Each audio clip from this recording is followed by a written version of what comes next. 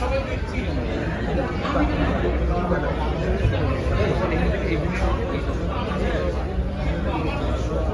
সিরাজগঞ্জের মতো অনেক যারা জেলা প্রশাসক আছেন বা এরকম যারা যারা অথরাইজ আছেন, আমি চাই যে একটা করে